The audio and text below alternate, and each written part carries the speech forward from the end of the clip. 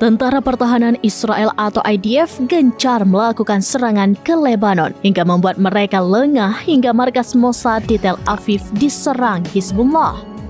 Dikutip dari Tribunnews.com, serangan itu diklaim oleh Hizbullah melalui saluran Telegram pada Selasa 1 Oktober.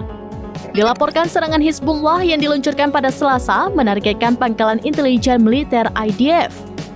Adapun markas Mossad yang dihancurkan Hizbullah berada di Gliot dekat dengan Tel Aviv. Hizbullah menggunakan salvo roket Fadi 4 untuk menyerang Mossad Israel.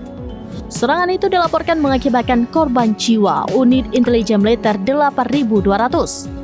Sementara serangan ke markas besar Israel juga pernah dilakukan sebelumnya. Namun tentara IDF mengklaim serangan Hizbullah itu gagal. Lantas, serangan ke Mossad pada Selasa menjadi salah satu operasi balas dendam seusai pemimpin Hizbullah Hassan Nasrallah tewas. Hizbullah juga menyatakan dalam sebuah pernyataan pada Selasa 1 Oktober 2024 pagi jika mereka menargetkan pasukan Israel di seberang perbatasan di Metula dengan tembakan artileri. Pernyataan Hizbullah itu tidak mengacu pada pengumuman militer Israel atau IDF jika mereka telah memulai invasi darat terbatas di wilayah selatan Lebanon.